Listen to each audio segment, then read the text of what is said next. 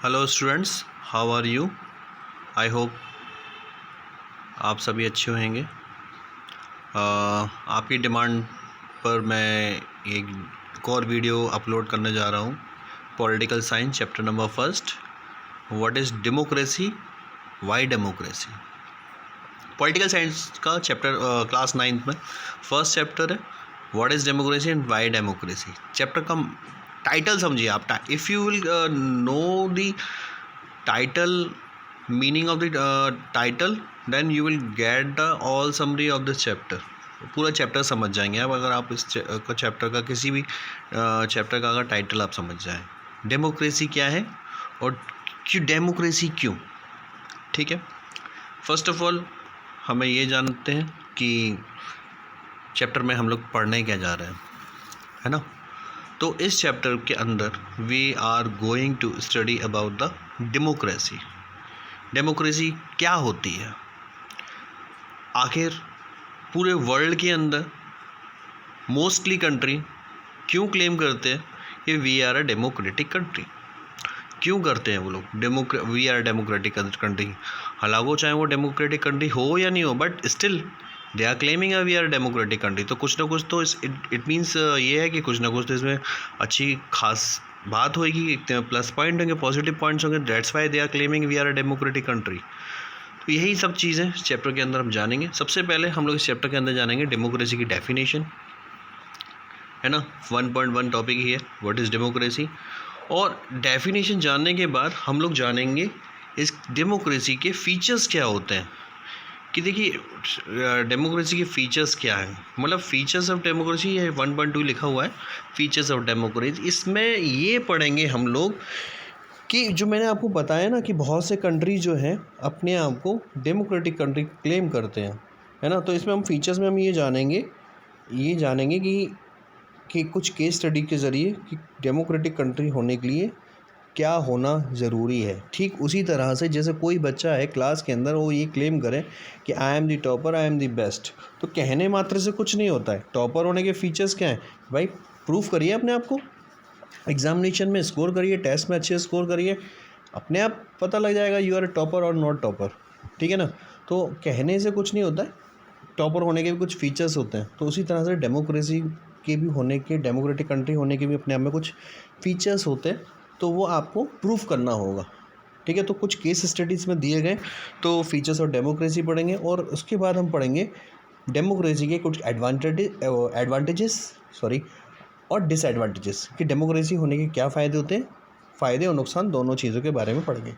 So without wasting a time we start the topic. Firstly democracy का definition हम पढ़ते हैं। जैसे कि देखिए इसमें फीचर्स ऑफ डेमोक्रेसी में डायरेक्ट स्टार्ट कर रहा हूँ मैं, और इसमें डेफिनेशन दी हुई है कि डेमोक्रेसी का डेफिनेशन क्या होता है। तो डेमोक्रेसी क्या है, democracy is a form of government. Democracy क्या है, एक गवर्नमेंट का फॉर्म है, ठीक है, जिसमें क्या बताया जा रहा है, इन विच, जिसमें क्या होता है, ruler are elected by the people. Democracy क्या है, आपको देखो डेफिनेशन आपको बहुत अच्छे से ये लर्न हो गया होगा। डेमोक्रेसी क्या है, गवर्नमेंट का फॉर्म है जिसमें रूलर को इलेक्ट करता है। वो कौन करता है, लोग करते हैं। कौन करता है, लोग कर रहे हैं, लोगों के द्वारा गवर्नमेंट को चुना जा रहा है डेमोक्रेसी के अंदर, ठीक है। तो डेमोक्रेसी मैंने हिंदी में कहते हैं लोकतंत्र, लोगों के द्वारा, लोकतंत्र, लोगों के द्वारा चलाया जाने वाला तंत्र, ठीक है। लेकिन डेमोक्रेसी में, अब डेमोक्रेसी भी क्या, दो तरह की होती है, एक डायरेक्ट डेमोक्रेसी होती है और एक होती है इनडायरेक्ट डेमोक्रेसी, ठीक है। अब डेमोक्रेसी में हमने क्या जाना, लोकतंत्र, लोगों के द्वारा चलाया जाने वाला तंत्र, ठीक है ना। तो उसमें क्या है, सर्वे पावरफुल कौन है, लोग पावरफुल है, लोगों के द्वारा डिसीजन लिए जा रहे हैं। अब लोकतंत्र के अंदर भी ना दो तरह की डेमोक्रेसी होती है, एक होती है डायरेक्ट डेमोक्रेसी और दूसरी होती है indirect democracy. There are two classification of democracy, number 1 direct, second indirect. तो what is the difference between them, direct democracy, indirect democracy. Direct democracy में क्या होता है कि जो भी डिसीजन होते हैं वो किसके द्वारा लिए जा रहे होते हैं, डायरेक्ट डेमोक्रेसी में डिसीजन लोगों के द्वारा पार्टिसिपेशन किया हो रहा है, लोगों के द्वारा डायरेक्टली डिसीजन लिया जा रहा होता है। और इनडायरेक्टली डेमोक्रेसी में क्या होता है कि लोगों के द्वारा डायरेक्टली डिसीजन नहीं लिए होते, बल्कि लोग क्या करते हैं, अपने रिप्रेजेंटेटिव्स इलेक्ट करके भेजते हैं, ठीक है। और वो रिप्रेजेंटेटिव्स आपके बिहाफ पर डिसीजन लेते हैं, वो क्या कहलाता है, इनडायरेक्ट डेमोक्रेसी। और पूरे वर्ल्ड के अंदर देखा जाए तो इनडायरेक्ट डेमोक्रेसी ही फेमस है। वो उसका रीज़न है कुछ, उसका रीज़न ये है कि इनडायरेक्ट डेमोक्रेसी के अंदर फेमस होने का उसका रीज़न है कि पॉपुलेशन बहुत ज़्यादा है। अगर कोई डिसीजन अगर लेना है, फॉर एग्जांपल रोड बनाना है, अभी रोड बनाना है, अब उसका डिसीजन अगर लोग लेने पर आ जाए, हमारा फॉर एग्जांपल अपनी इंडिया की बात कर लें, 125 करोड़ की आबादी है, तो भाई 125 करोड़ के लोगों से थोड़ा ना पूछना जाएगा अभी रोड बनना चाहिए क्या नहीं बनना चाहिए, तो फिर तो डिसीजन आने में तो बहुत साल हो लग जाएंगे, पता ही नहीं लगेगा कब डिसीजन आएगा कब नहीं आएगा। इसलिए क्या इनडायरेक्टली डेमोक्रेसी कि भाई एक अपने बिहाफ पर एक बंदा इलेक्ट कर लो, वही डिसीजन ले लेगा, ठीक है ना। तो इनडायरेक्टली डेमोक्रेसी ये होता है। तो ठीक है, आई होप डेमोक्रेसी का डेफिनेशन समझ में आ गया हो, क्लासिफिकेशन समझ में आ गया होगा। अब मैं सीधा आपका टॉपिक जो स्टार्ट करना चाहता हूँ वो आपको स्टार्ट करता हूँ आपको फीचर्स ऑफ डेमोक्रेसी के बारे में। फीचर्स ऑफ डेमोक्रेसी में फर्स्ट फीचर्स जो है उसमें साफ साफ आपको नज़र आ रहा है क्या, कि major decision by elected leaders. मतलब इसमें कुछ केस स्टडी हम पढ़ेंगे और इसमें सारी चीज़ें हम जानेंगे कि क्या इसमें बताया जा रहा है, ठीक है। इसमें आपको स्टार्ट करने से पहले, केस स्टडी को पढ़ाने से पहले मैं आपको एक चीज़ बोलूँगा कि इसमें ये बताया जा रहा है कि मेजर डेमोक्रेसी के अंदर फर्स्ट जो फीचर हो रहा है क्या, उसमें ये बताया जा रहा है कि मेजर डिसीजन जो लेगा वो कौन लेगा, इलेक्टेड लीडर्स लेना चाहिए। कौन लेगा डिसीजन, हमारा इलेक्टेड लीडर्स, ओके। अब इसका कुछ केस स्टडी पढ़ते हैं हम लोग, ठीक है। अब केस स्टडी हम लोग पढ़ते हैं किसका, पाकिस्तान का, ओके। पाकिस्तान के अंदर देखिए क्या होता है। इन पाकिस्तान जनरल परवेज़ मुशर्रफ होता है, वो जनरल होता है आर्मी का, मिलिट्री कॉप का। अक्टूबर 1999 में वो क्या करता है, 1999 में डेमोक्रेटिकली तरीके से वहाँ पे गवर्नमेंट बनी होती है पाकिस्तान के अंदर, उसको क्या कर लेता है, उसको तख्ता पलट कर देता है और ख़ुद तानाशाही से chief executive of the country declare कर लेता है अपने आप को तानाशाह, मतलब तानाशाह तो नहीं बोलूँगा बट तानाशाह जैसा ही समझ लीजिए आप, ठीक है। अपने आप को कंट्री का हेड बना लेता है और वहाँ पे जो इलेक्टेड गवर्नमेंट होती है, प्राइम मिनिस्टर होता है, उसका तख्ता पलट कर देता है और हटा देता है 1999 में। और उसके बाद क्या करता है, later he change his designation to president and in 2002 held a referendum in the country that granted him a 5-year extension. Chief executive declare करता है, उसके बाद अपने आप को डेजिग्नेशन चेंज करके देश का राष्ट्रपति बनाता है, ठीक है। अब जब लोग उसका विरोध प्रदर्शन करते हैं तो वो क्या करता है, 2002 में एक रेफरेंडम कराता है।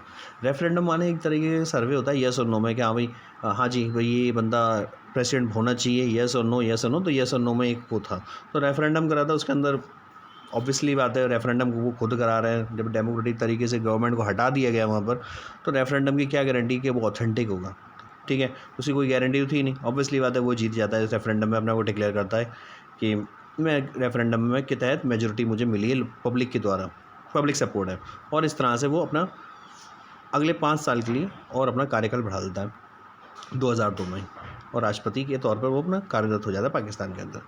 लेकिन अब होता क्या है, तो क्या वो अपने आप को प्रेसिडेंट डिक्लेयर कर लेता है रेफरेंडम करा के, क्या पाकिस्तानी जो थे लोग वो क्या शांत बैठे हुए थे, वो कुछ नहीं कर रहे थे क्या।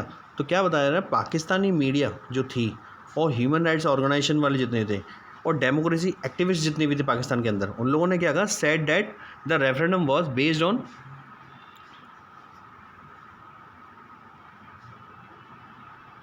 On mall practices and fraud. उन्होंने सीधा सीधा आरोप लगाया ये रेफरेंडम सही तरीके से नहीं हुआ है, बिल्कुल फ्रॉड गिरी है इसमें, उन्होंने ये आरोप लगाया। In August 2002 he issued a legal frame order. 2002 में, अब अगस्त 2002 में अब बंदा एक ऑर्डर इशू करता है, और इशू में क्या करता है, लीगल फ्रेमवर्क ऑर्डर इशू करता है। इसको बोलते हैं क्या, लीगल फ्रेमवर्क ऑर्डर। अब इसमें था क्या, लीगल फ्रेमवर्क ऑर्डर के तहत, इसके तहत उसने क्या करा, अमेंडमेंट कर दिया कॉन्स्टिट्यूशन के अंदर। पाकिस्तान का जो कॉन्स्टिट्यूशन था उसके अंदर कुछ अमेंडमेंट कर दिया। अमेंडमेंट माने होता है कि कॉन्स्टिट्यूशन के अंदर कुछ चेंजेस कर देना, कोई चीज़ ऐड कर देना, कोई चीज़ हटा देना, ये अमेंडमेंट कहलाता है। तो वो कॉन्स्टिट्यूशन के अंदर कुछ अमेंडमेंट लेकर के आता है, और इस अमेंडमेंट के तहत वो क्या करता है, अकॉर्डिंग टू दिस ऑर्डर के तहत अब उसके पास पावर आई थी क्या, कि the president can dismiss the national and provisional assembly. मतलब प्रेसिडेंट के पास इतनी पावर थी कि जब प्रेसिडेंट चाहे क्या कर सकता है, नेशनल असेंबली और provisional assembly, like central national assembly बोलते हो आज की डेट में हमारे यहाँ पर लोकसभा, हमारे इंडिया में अगर बात करें, और प्रोविजनल असेंबली बोलते हो स्टेट गवर्नमेंट की यानी विधानसभा। तो उसके पास अधिकार था राष्ट्रपति के पास कि वो जब चाहे लोकसभा को और विधानसभा को क्या कर सकता है, डिसमिस कर सकता है, स्थगित कर सकता है, ठीक है। तो द वर्क और प्रोविजनल असेंबली को भी डिसमिस कर सकता है, कभी भी नेशनल असेंबली को डिसमिस कर सकता है, पहला। दूसरा अमेंडमेंट क्या करता है, दूसरा अमेंडमेंट के रूल क्या बनाता है कि the work of the civilian cabinet, the work of the civilian cabinet, civilian cabinet बोलता हूँ कि जितनी भी मिनिस्ट्री थी, like home ministry, foreign ministry, है ना, हेल्थ मिनिस्ट्री, एजुकेशन मिनिस्ट्री, सारी मिनिस्ट्री के तहत उसमें क्या करता है वो कि the work of the civilian cabinet is supervise by the national security council. जितनी भी जो मिनिस्ट्री थी, जैसे कि होम मिनिस्टर है, तो होम मिनिस्ट्री के अंदर कौन बैठेगा, होम मिनिस्टर बैठेगा।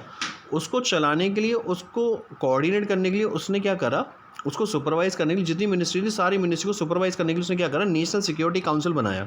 और नेशनल सिक्योरिटी काउंसिल के अंदर जितने भी लोग थे वो कौन थे, which is dominated by military officer. मतलब नेशनल सिक्योरिटी काउंसिल के अंदर मेंबर जितने भी थे वो लोग कौन थे, मिलिट्री ऑफिसर थे। और मिलिट्री ऑफिसर से पूछ करके सारी मिनिस्ट्री के जितने मिनिस्टर थे वो वर्क कर रहे थे, उनसे पूछते थे कि भाई ये सर ये कर लें कि नहीं कर लें। अगर वो जितने मिलिट्री वाले थे यानी कि नेशनल सिक्योरिटी काउंसिल वाले लोग थे, वो अगर हाँ करेंगे देन मिनिस्ट्री को वो काम करेगी, एग्जीक्यूट करेगी उस वर्क को, अदरवाइज नहीं करेगी।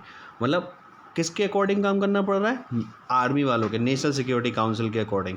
राष्ट्रपति के पास भी पावर पूरी क्या आ गई कि राष्ट्रपति के पास पावर ये है कि जब उसकी मर्जी चाहेगी, उसको लगेगा राष्ट्रपति को कि भाई लोकसभा मेरे खिलाफ जा रही है, इसके मेंबर्स मेरे खिलाफ बोलने जा रहे हैं, मेरे को हटा सकते हैं कभी भी, कुछ भी एनीथिंग एल्स, वो लोकसभा को डिसमिस कर सकता है, विधानसभा को भी डिसमिस कर सकता है। पूरी मिनिस्ट्री पर आर्मी वालों का कब्जा हो गया एक तरीके का देखा जाए तो। अब होता क्या है, इसके बाद भी अभी थमेगा नहीं मामला। आफ्टर पासिंग दिस लॉ, इस लॉ के पास होने के बाद क्या होता है, election were held to the national and provisional assembly. So Pakistan has had election, elected representative have some power but the final power rested with military officer and General Pervez Musharraf himself। उसके बाद ये amendment कर दिया, उसके बाद election होते हैं वहाँ पर नेशनल असेंबली के और विधानसभाओं के। तो वहाँ पर नेशनल असेंबली इलेक्ट की जाती है, विधानसभा भी इलेक्ट करी जाती है, प्राइम मिनिस्टर भी बनता है, राष्ट्रपति वही है, ठीक है, राष्ट्रपति वही है परवेज मुशर्रफ। लेकिन अमेंडमेंट कर दिया है क्या, अमेंडमेंट ये कर दिया कि सारी मिनिस्ट्री किसके अकॉर्डिंग चली, नेशनल सिक्योरिटी काउंसिल के अकॉर्डिंग चली। और नेशनल सिक्योरिटी काउंसिल कौन चला रहा है, डोमिनेंट किससे, आर्मी वालों से। इलेक्शन होते हैं, मिनिस्ट्री बनती है, प्राइम मिनिस्टर बनता है, सब कुछ बन गया। लेकिन अब जितनी मिनिस्ट्री है उस पर कब्जा किसका, डोमिनेंस किसका, आर्मी वालों का है। समझ रहे बात को क्लियरली। अब यहाँ पे क्या बोला है, clearly there are many reason why Pakistan under general Parvez Musharraf should not be called a democracy.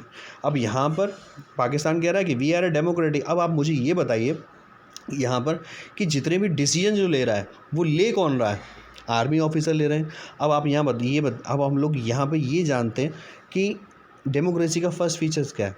हम अपनी जितनी भी डिसीजन है वो लेना कौन चाहिए, इलेक्टेड मेंबर्स लेना चाहिए। हमने जिसको रिप्रेजेंटेटिव को अपना इलेक्ट करके भेजा है अपने यहाँ से कॉन्स्टिट्यूंसी से, अगर हम लोग भिंड में अगर रह रहे हैं, भिंड की कॉन्स्टिट्यूंसी से यदि हमने किसी को इलेक्ट करा है, या मैं आगरा के अंदर रह रहा हूँ तो आगरा कॉन्स्टिट्यूंसी से जिसको इलेक्ट करके मैं, तो वही तो डिसीजन लेगा आगरा के डिसीजन क्या होना चाहिए क्या नहीं होना चाहिए जनता के लिए। लेकिन डिसीजन यहाँ पर ले कौन रहा है, आर्मी ऑफिसर्स ले रहे हैं सारे के सारे। डैट मीन्स इलेक्टेड मेंबर तो डिसीजन ले ही नहीं रहे, डिसीजन कौन ले रहा है, आर्मी ऑफिसर ले। तो डेमोक्रेसी का फर्स्ट फीचर क्या है कि डेमोक्रेसी का फर्स्ट फीचर ये होता है कि जितने भी डिसीजन जो लिए जाते हैं कंट्री के लोगों के लिए, कंट्री के अंदर, वो कौन लेगा, रिप्रेजेंटेटिव लेते हैं। और रिप्रेजेंटेटिव्स कौन, इलेक्टेड रिप्रेजेंटेटिव्स, ठीक है। तो यहाँ पर पाकिस्तान का क्लियर हो गया इस एग्जाम्पल के अंदर। But let us focus on the this, can we say that the ruler are elected by the people in Pakistan, no not quite. People may have elected their representatives to the national and provisional assembly, but those elected representatives were not really the ruler। उन्होंने national assembly और provincial assembly के अंदर elected member भेजे थे ना, उनको power दी थी आप हमारा डिसीजन ले। लेकिन असल मायने में डिसीजन ले कौन रहा है, आर्मी वाले। They can not take the final decision, the power to take final decision rested with the army official with the general Parvez Musharraf. तो none of them are elected by the people. और ये लोग जो आर्मी वाले officer थे या general Parvez Musharraf जो था, जनरल जो था, जो प्रेसिडेंट बने बैठा, वो इलेक्टेड बॉडी थी नहीं। तो डेमोक्रेसी का आई होप जो फर्स्ट फीचर्स है वो क्या है कि in a democracy the final decision making power must rest with those elected by the people. तो डेमोक्रेसी का फर्स्ट फीचर ये होता है कि डिसीजन मेकर जो होगा कंट्री का, लोगों के लिए जो डिसीजन ले रहा होगा वो कौन लेना चाहिए, इलेक्टेड बॉडी लेना चाहिए, ठीक है। अब सेकंड फीचर्स हम जानते हैं, वो है free and fair electoral competition. Free and fair electoral competition, इसका मतलब समझते हैं। इसमें केस स्टडी दी गई है चाइना की sir. Free and fair electorals competition मतलब कि इसको पढ़ने से पहले, केस स्टडी को पढ़ने से पहले थोड़ा सा हम डिस्क्रिप्शन जान लेते हैं क्या है, समरी थोड़ा शॉर्ट में। Free and fair electoral competition मतलब कि इलेक्शन अगर हो ना तो वो होना कैसा चाहिए, फ्री एंड फेयर मेथड में। बिल्कुल ऐसा होना चाहिए कि जिसमें पावर में पॉलिटिकल पार्टी जो, जैसे फॉर एग्जांपल हम अपनी इंडिया के बारे में बात करें, अभी who is in a power, which political party is in power, BJP, Bharatiya Janata party अभी पॉलिटिकल पावर में। अभी इलेक्शन आ रहे हैं 2024 में, है ना, 2024 में भी इलेक्शन आने वाले हैं लोकसभा के, ठीक है। अब जो इलेक्शन जो चल रहे हैं उसके अंदर ऐसा होना चाहिए, निष्पक्ष इतने तरीके से होना चाहिए इलेक्शन कि लोगों को ये विश्वास हो, मतलब डेमोक्रेसी के अंदर ये है फीचर्स कि इलेक्शन इतने निष्पक्ष तरीके से होना चाहिए जिसमें जो पावर में जो पॉलिटिकल पार्टी है उसके भी पूरे हारने के चांसेस होना चाहिए। इस तरह से फ्री एंड फेयर मेथड में इलेक्शन होना चाहिए। दूसरी पॉलिटिकल पार्टी के भी आने के पूरे चांसेस होना चाहिए, जो पावर में उसके हारने के चांसेस होने। ये है free and fair electoral competition. Competition एक हेल्दी होना चाहिए, इस तरह से कंपटीशन हो कि कंपटीशन तो हो कि मतलब एक कुश्ती अगर लड़ रहे हो तो कुश्ती इस तरह की हो कि एक पूरा पहलवान लगा दिए 7 फीट का और एक लगा दिए पहलवान कितना 4 फीट का, तो क्या कॉम्पिटिशन हुआ, कोई कॉम्पिटिशन नहीं हुआ। इस तरह कॉम्पिटिशन नहीं, फ्री एंड फेयर मेथड में होना चाहिए कुछ इस तरह से। अब इसमें केस स्टडी हम पढ़ेंगे चाइना की। चाइना भी अपने आप को एक डेमोक्रेटिक कंट्री क्लेम करता है, लेकिन यहाँ पर हम चाइना के बारे में कुछ चीज़ जानेंगे तो उससे हम जानेंगे, पता लगेगा कि देखा चाइना एक डेमोक्रेटिक कंट्री नहीं है, ठीक है। देखिए अब इसमें क्या बोल रहे हैं। China, in China election are regularly held after every 5 years for electing the country's parliament. देखो चाइना अपने आप को, मैंने बोला कि डेमोक्रेटिक कंट्री क्लेम करता है। क्यों करता है, हम लोग बोलते हैं भाई क्यों डेमोक्रेटिक कंट्री, कैसे आप कैसे, तो बोलता है कि हमारे देखो इलेक्शन होते हैं, ठीक है, हर 5 साल बाद होते हैं, ठीक है, ये तो अच्छी बात है। हर 5 साल में इलेक्शन होते हैं, कंट्री का पार्लियामेंट चुना जाता है और कंट्री का जो पार्लियामेंट जो है उसको हम लोग क्या कहते हैं, नेशनल पीपल्स कांग्रेस। देखिए यहाँ पर कांग्रेस जो नाम आया ना, ये कांग्रेस जो है किसी अपने यहाँ की कांग्रेस पार्टी से सेंस ना निकालें इसका। कांग्रेस का मीनिंग होता है लोगों का समूह, लोगों का ग्रुप ऑफ पीपल, संगठन, ये ठीक है। तो वहाँ की पार्लियामेंट का जो नाम है वो क्या है, नेशनल पीपल्स कांग्रेस। अब यहाँ पे क्या, अब पहला उसने क्या बोला कि चाइना ने कि हमारे इलेक्शन होते हैं इसलिए हम लोग डेमोक्रेटिक कंट्री है, हमारे पार्लियामेंट है, इसका नाम क्या है, नेशनल पीपल कांग्रेस, ठीक है। यहाँ तक तो सब अच्छी बात है, तो यहाँ से तो ये पता लग रहा है कि डेमोक्रेटिक कंट्री है। लेकिन आगे देखिए अब क्या बोला है, the national people's congress has a power to appoint the president of the country. ये भी एक डेमोक्रेसी का फीचर है कि प्रेसिडेंट जो इलेक्ट हो रहा है चाइना का, वो कहाँ से इलेक्ट हो रहा है, वहाँ की पार्लियामेंट के मेंबर्स के द्वारा, वहाँ के पार्लियामेंट के मेंबर इलेक्ट करके भेज रहे हैं, ठीक है। ये भी एक डेमोक्रेसी का फीचर्स है, वेल एंड गुड। हमारे इंडिया में भी यही सेम थिंग है। It has nearly 3000 members elected from all over China. और जैसे हमारे यहाँ पे लोकसभा के अंदर 543 मेंबर्स इलेक्ट होकर के जाते हैं, ठीक उसी तरह चाइना के अंदर लगभग 3000 मेंबर्स इलेक्ट होकर के जाते हैं पार्लियामेंट के अंदर। Some members are elected by the army. कुछ मेंबर्स जो इलेक्ट होकर जाते हैं वो आर्मी के द्वारा इलेक्ट होकर जाते हैं, ठीक है, कोई दिक्कत नहीं है। Before contesting election a candidate needs the approval of the Chinese communist party. Only those who are members of the Chinese communist party और 8 smaller party allied to it were allowed to contest election held in 2002 and 3. The government is always formed by the communist party. अब देखिए main game यहीं पर ही है क्या, कि China के अंदर जो पॉलिटिकल पार्टी है वो कौन सी है, चाइनीज़ कम्युनिस्ट पार्टी ओनली। और अदर जो पार्टी हैं तो छोटी मोटी पार्टी हैं, तो वो छोटी मोटी पार्टी का भी ना जो अलाइड है, जो कॉलिशन है, वो चाइनीज़ कम्युनिस्ट पार्टी के साथ है। मतलब और भी छोटी मोटी पार्टी जो होंगी तो वो इलेक्शन पार्टिसिपेट कर रही होंगी, तो वो एलाइज किसके साथ करेंगे, कॉलिशन किसके साथ होगा, वो चाइनीज़ कम्युनिस्ट पार्टी के साथ होगा। तो मतलब बात वही होगी कि 4 कैंडिडेट खड़े हुए इलेक्शन में, किसी कॉन्स्टिट्यूंसी में candidate A B C D 4 candidate खड़े हुए, जीतेगा तो ऑब्वियसली बात है एक ही कैंडिडेट जीतेगा। Candidate for example candidate B जीत गया, लेकिन कौन सी पॉलिटिकल पार्टी का जीता, हमेशा कौन सी पॉलिटिकल पार्टी का, चाइनीज़ कम्युनिस्ट पार्टी की तो जीतेगा। बात वो गई कि रेस में भाग रहे हो, अकेले भाग रहे हो, तो जीतने तो आप ही हो, हमेशा आप ही की गवर्नमेंट आएगी। लोगों के पास दैट मीन्स फिर क्या, चॉइस ही नहीं है, चॉइस ही नहीं है, हमेशा चाइनीज़ कम्युनिस्ट पार्टी का ही कैंडिडेट तो इलेक्ट होकर के आएगा पार्लियामेंट के अंदर, तो एक ही आइडियोलॉजी पार्लियामेंट के अंदर दिखाई देगी, उसको तो हारने का कुछ चांसेस है ही नहीं। मतलब बात वही होगी कि जैसे फॉर एग्जांपल हम भारत की बात करें तो भारत के अंदर सिर्फ एक सिंगल पॉलिटिकल पार्टी है कांग्रेस, तो हमेशा पावर में कौन आनी, कांग्रेस ही आनी है। फिर तो 4 कैंडिडेट खड़ी कर दो, जीत रही तो हमेशा फिर कांग्रेस ही है। तो कांग्रेस जब जीत रही है तो फिर तो इलेक्शन कराने का फ़ायदा ही क्या है, जब कांग्रेस ही आनी है तो फिर हमेशा कांग्रेस ही जीतती रहेगी। तो बात वही होगी, रेस में भाग रहे हैं, अकेले भाग रहे हैं, जीतोगे कौन, जीतेगा कौन, सिर्फ कांग्रेस जीतेगी, अकेले आप ही जीतोगे। अकेले भागते रहो जब तो फिर लेट के भागो, सो के भागो, पैदल चल करके रेस लगाओ, जीतोगे कौन, आप ही जीतोगे अकेले, क्योंकि अकेले ही तो भाग रहे हो, डेट्स वाई, कोई पब्लिक के पास चॉइस ही नहीं है। सेकंड, यहाँ पर फ्री एंड फेयर इलेक्शन के में एक आ रहा है ऑप्शन, एक और केस स्टडी आ रहा है, वो आ रहा है मैक्सिको का। ठीक है, चाइना का पढ़ लिया हम लोगों ने, फ्री एंड फेयर इलेक्शन का चॉइसेस वाला समझ में आया इसमें। अब आता है एक केस स्टडी का एग्जांपल दिया है वो मैक्सिको का आता है। मैक्सिको के बारे में बोला है कि मैक्सिको इंडिपेंडेंट होता है, आज़ाद होता है साल 1930 में। ठीक है, और Mexico hold election after every 6 year to elected president. Mexico में भी यही हर 6 साल बाद इलेक्शन होते हैं, वहाँ पे प्रेसिडेंट इलेक्ट किया जाता है। ठीक है, वेल एंड गुड, ये डेमोक्रेसी का पार्ट है, इलेक्शन हो रहे हैं। अब यहाँ क्या होता है, the country has never be under a military और डिक्टेटर रूल। देश के अंदर उसके बाद से कभी मिलिट्री और डिक्टेटरशिप नहीं आई, अच्छी बात है। लेकिन प्रॉब्लम क्या हुई, साल 1930 से लेकर के और but until 2000 every election won by A party called PRI। Mexico के अंदर साल 1930 से इलेक्शन होते रहे रेगुलरली, और सन 2000 तक एक ही सिंगल पॉलिटिकल पार्टी हमेशा पावर में आती रही, जिसका नाम क्या था, PRI, जिसका फुल फॉर्म होता है इंस्टीट्यूशनल रिवॉल्यूशनरी पार्टी। हमेशा एक ही पॉलिटिकल पार्टी पावर में आती रही, लेकिन लगभग 70 साल continuously. How is it possible कि ऐसे एक ही सिंगल पॉलिटिकल पार्टी पावर में आ कैसे रही है? तो उसका कुछ रीज़न था। क्या रीज़न है वो देखिए। कुछ डर्टी पॉलिटिक्स करते थे ये लोग। क्या करते थे वो सुनिए। Opposition party did not contest election but never manage to win. Opposition party जो थी, विपक्ष, ऐसा नहीं था कि PRI के अलावा कोई पॉलिटिकल पार्टी मैक्सिको अंदर थी, वो लोग भी इलेक्शन पार्टिसिपेट करते थे, लेकिन वो लोग कभी जीत ही नहीं पाए। क्यों?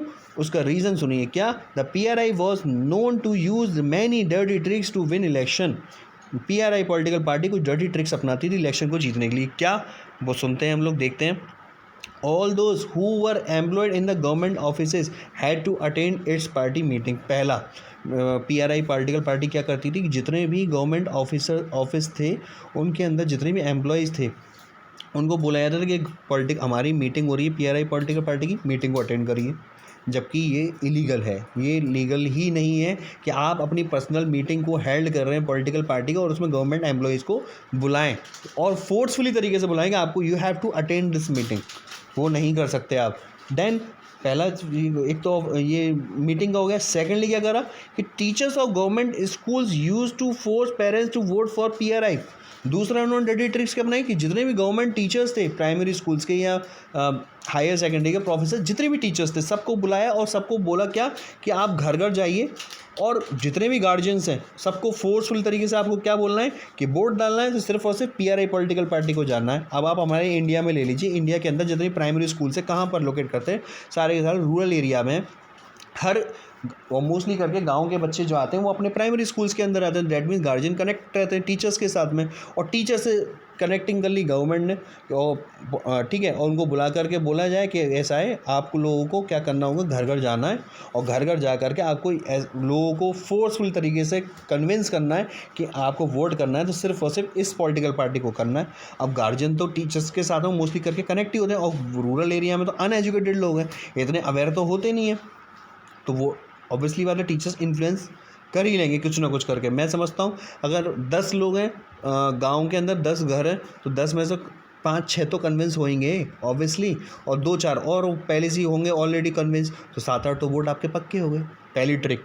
तो एक ट्रिक क्या अपनाई कि उन लोगों ने क्या करा, जितने भी गवर्नमेंट ऑफिसेज थे वहाँ के जितने भी एम्प्लॉयज़ थे उनको मीटिंग हेल्ड करने को बोला गया। दूसरी ट्रिक क्या अपनाई, डर्टी ट्रिक, कि जितने भी गवर्नमेंट टीचर्स थे उनको बोला गया फोर्सफुल तरीके से घर घर जाइए, आप वोट के लिए कन्विंस करिए पेरेंट्स को। आगे देखते हैं हम लोग कि इनको और क्या डर्टी ट्रिक्स अपनाई इन्होंने। Media largely ignore the activities of opposition political party except to criticise them. ये वाला काम तो बहुत ही ज़्यादा डर्टी है, मीडिया को इन्फ्लुएंस करना। मीडिया को इन्फ्लुएंस इस तरह से कर लिया कि वो सिर्फ क्या करे, सिर्फ और सिर्फ पीआरआई पॉलिटिकल की जो उपलब्धियाँ होती थी, जितने भी उनके अचीवमेंट जो होते थे उसको दिखाना है, बस तारीफ़ें दिखानी है, और गवर्नमेंट के जो भी ड्रॉबैक हैं वो दिखाना ही नहीं है। अपोजिशन वाले जो क्रिटिसाइज़ कर रहे हैं वो बिल्कुल दिखाना ही नहीं है। अपोजिशन पॉलिटिकल पार्टी वाले कहीं रैलीज़ कर रहे हैं वो बिल्कुल नहीं दिखाना। सिर्फ और सिर्फ मीडिया पर क्या दिखाना है, सिर्फ और सिर्फ गवर्नमेंट के पावर में जो पॉलिटिकल पार्टी है पीआरआई, सिर्फ और सिर्फ उसकी तारीफ़ें दिखानी है, उसके अचीवमेंट दिखाने, डेट्स इट। मतलब जब भी टीवी न्यूज़ चैनल कभी खोलोगे, आप ओपन करो, सब जगह पीआरआई के बारे में दिखाया जाएगा।